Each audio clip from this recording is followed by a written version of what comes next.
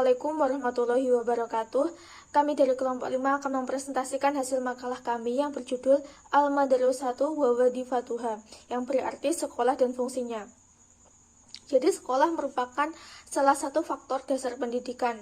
Di sini kami mengacu pada faktor-faktor pendidikan yang tidak diinginkan dan faktor-faktor yang dimaksudkan. Sekolah merupakan salah satu faktor yang dimaksudkan dan keluarga termasuk salah satu faktor dari ini juga. Jadi di sini akan membahas mengenai keluarga dan dampaknya terhadap pengasuhan anak sebagai lingkungan pertama di mana ia tinggal, yang mengelilinginya dengan hati-hati, melakukan perawatan, dan di mana pada tahapan ini dia tidak dapat mengendalikan dirinya sendiri. Jadi sekolah merupakan alat yang bekerja dengan keluarga untuk membesarkan anak. Hal ini merupakan alat industri yang tidak normal jika dibandingkan dengan keluarga.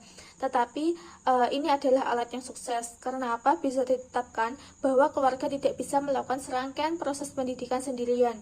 Karena waktu keluarga tidak memungkinkan melakukan pengawasan terus-menerus sepanjang masa kanak-kanak, remaja hingga dewasa, yaitu pada tahap maskulinitas.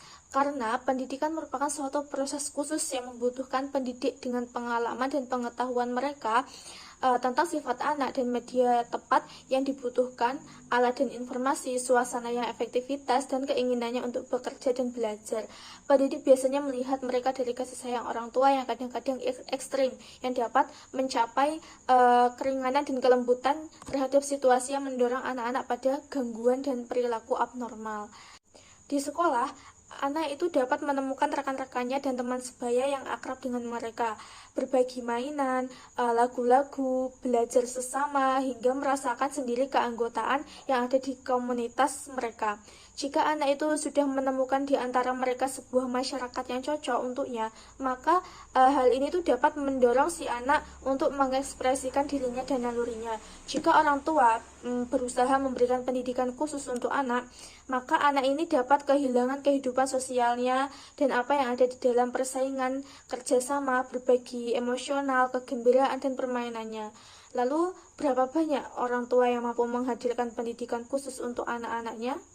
Sekolah membuka pintunya untuk semua, swasta dan publik. Ini adalah sarana pendidikan demokratis di mana setiap orang tinggal di satu gedung milik satu lembaga dan belajar dari profesor bersama, di mana kemampuan alami mental pribadi publik memiliki kesempatan untuk muncul dan tumbuh, sehingga peluang dihargai dalam hal memungkinkan siswa cerdas untuk maju, sehingga mereka merupakan faktor yang sangat diperlukan dalam membesarkan generasi muda.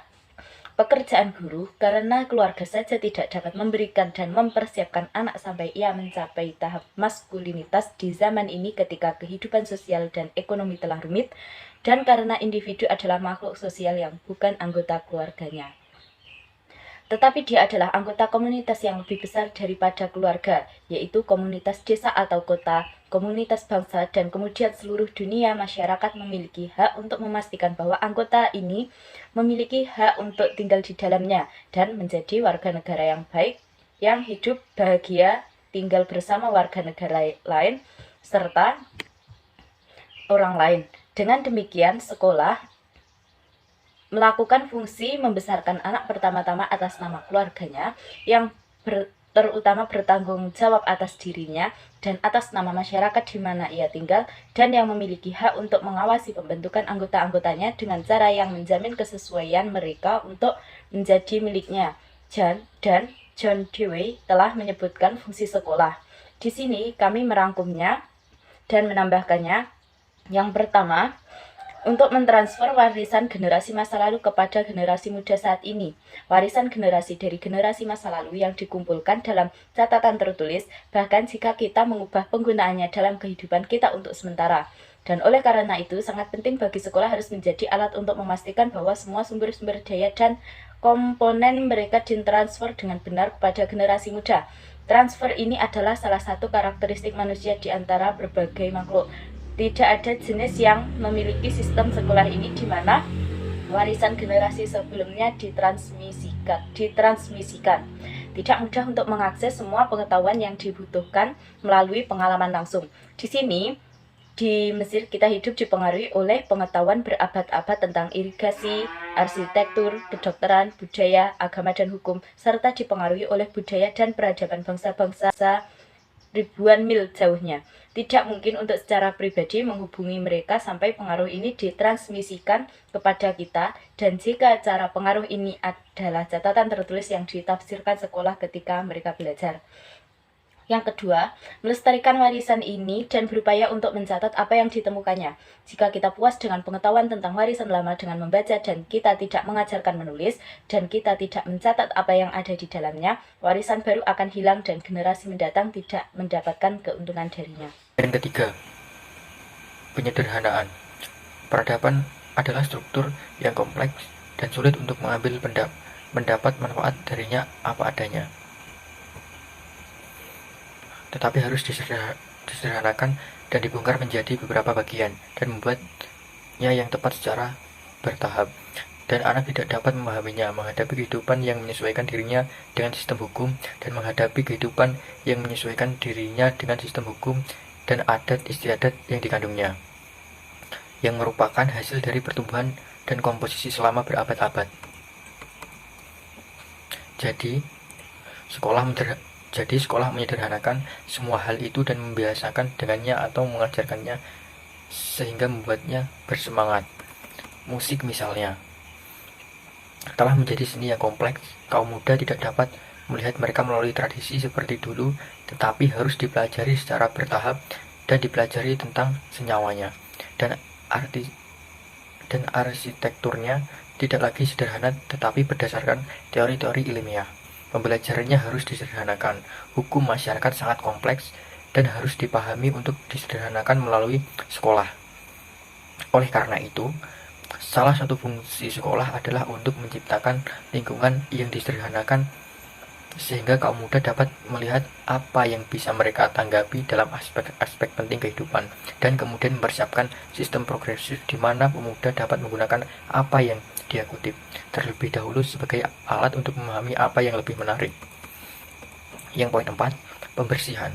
Sekolah menciptakan lingkungan pemurnian bagi siswa yang bebas dari cacat moral masyarakat dan manifestasinya yang terkenal sehingga tidak mempengaruhi moral mereka. Ada fakta yang diketahui bahwa setiap masyarakat dibebani oleh mitos. Semua itu oleh mitos, tradisi masa lalu, dan sia-sia dan steril dan mengerikan. Sekolah harus menyingkirkan semua itu dan mendidik anak untuk mengetahui fakta-fakta. Jika dia ditinggalkan untuk kehidupan praktis, dia mampu melawan kepalsuan itu dan tahayul dan tradisi yang rusak. Dan untuk membuat masyarakat fasih, siswa yang belajar di sekolah bahwa air keruh mengganggu kesehatan, yaitu minum di sekolah air bersih. Ketika ia datang ke masyarakat untuk membuat minuman dari pembuangan air yang sembarangan, siswa yang menemukan di sekolah dapat berkolaborasi dan bersaing ketika dia pergi ke masyarakat memurnikannya dari persaingan yang penuh kebencian. Siswa di sekolah untuk mengorbankan kepentingan individu demi kepentingan publik bekerja ketika ia datang ke masyarakat untuk melawan pemangku kepentingan individu. Dengan mengorbankan kepentingan publik, jadi sekolah bekerja untuk menyingkirkan kesalahan masyarakat dan memperkuat kebajikannya. Semakin banyak kelompok diberitahu, semakin ia menyadari bahwa ia tidak hanya bertanggung jawab untuk melestarikan seluruh warisan dan mentransfernya ke generasi baru, tapi juga untuk menyampaikan apa yang meningkatkan kehidupan masyarakat di masa depan melalui sekolah. Sekian, apabila ada kurang lebihnya dari kelompok kami, mohon maaf. Wabillahi taufiq wal hidayah, wassalamualaikum warahmatullahi wabarakatuh. Yang terakhir adalah kesimpulan. Jadi sekolah itu merupakan salah satu faktor dasar pendidikan. Selain sekolah ada faktor lain yang penting, yaitu faktor keluarga, di mana keluarga mempunyai dampak terhadap pengasuhan anak sebagai lingkungan pertama di mana ia tinggal, yang mengelilinginya dengan hati-hati, melakukan perawatan di mana pada tahapan ini ia tidak dapat mengandalkan dirinya sendiri. Jadi sekolah dengan keluarga merupakan satu kesatuan untuk membesarkan anak. Hal ini bisa dikatakan karena keluarga tidak bisa melakukan serangkaian proses pendidikan sendirian dan tidak memiliki waktu memungkinkan melakukan pengawasan terus-menerus sepanjang masa kanak-kanak, remaja hingga dewasa. Pendidikan merupakan suatu proses khusus yang membutuhkan pendidik dengan pengalaman dan pengetahuan mereka tentang sifat anak, media tepat yang dibutuhkan, alat dan informasi, suasana yang efektivitas, dan keinginannya untuk bekerja dan belajar. Jadi di sekolah ini anak itu dapat menemukan rekan-rekannya dan teman sebaya yang akrab dengan mereka, berbagi permainan, lagu-lagu, dan belajar dari sesama hingga merasakan sendiri keanggotaan yang ada di komunitas mereka. Jika anak sudah menemukan di antara mereka sebuah masyarakat yang cocok untuknya, maka dapat mendorongnya untuk mengekspresikan dirinya dan nalurinya. Sekolah membuka pintu untuk semua.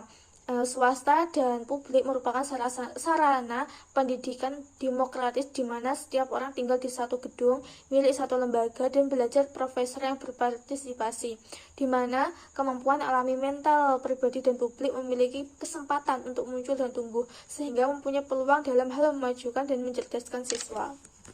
Sekian dari kelompok kami, terima kasih, kurang lebihnya mohon maaf. Wassalamualaikum warahmatullahi wabarakatuh.